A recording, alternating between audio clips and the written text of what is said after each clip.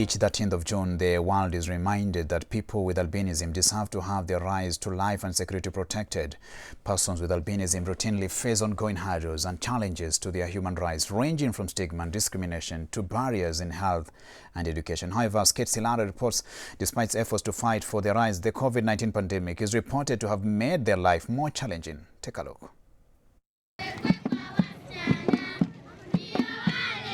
Growing up with albinism in a world with little or no knowledge or understanding about the condition could be quite difficult, especially in Africa, where it has largely associated with bad omen and witchcraft. Beliefs continue to be influenced by cultural myths, making individuals with albinism vulnerable to many forms of violence and discrimination.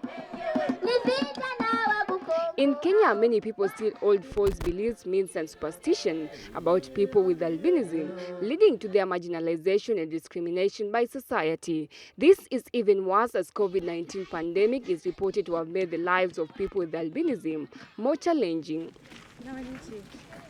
Government should take action on those people who are spreading stigma with COVID-19. Because people with albinism are already stigmatized by the fact that they already don't get accepted in society. They have been killed and ritualized by, across Africa, over 600 people have been killed.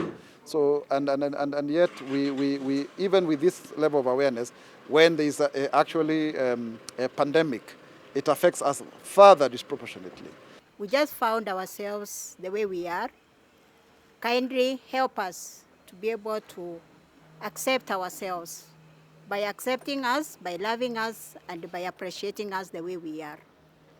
It is very unfortunate that we have to suffer because of the way we are, and we didn't apply for it. Nominated Senator Isaac Mwaura, who is living with albinism, has been at the forefront to fight for the rights of people living with the condition. According to Mwaura, they should not be discriminated, as they all have equal rights, just like people with normal skin pigmentation. Please help where you can. People with albinism are very conspicuous. They cannot continue to be stigmatized. Help them because they are isolated and they need that support financially, emotionally, and all of that.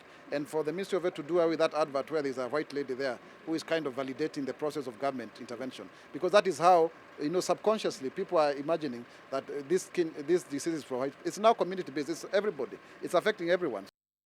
Lack of melanin on the skin and eyes causes vulnerability to the sun, usually leaving people with albinism visually impaired and prone to developing skin cancer. In some countries, according to UN figures, a majority of those persons with albinism die from skin cancer at the ages of between 30 and 40. Although highly preventable when their right to health is protected, these measures, including access to regular health checks, sunscreen, sunglasses, and sun protective clothing, are unavailable or inaccessible to them in a significant number of countries. So the sunscreen lotion that are given every month, now people are not going to hospitals because they are stigmatized. So we are calling upon the National Council to devise ways to see to it that then this is still being done so that people don't suffer from this such as skin cancer because they cannot access the sunscreen.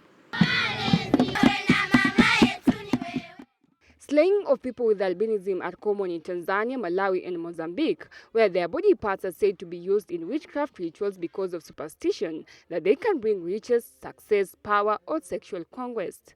The danger has become so significant that the United Nations Refugee Organization has recently begun relocating families of people with albinism in Malawi to other countries.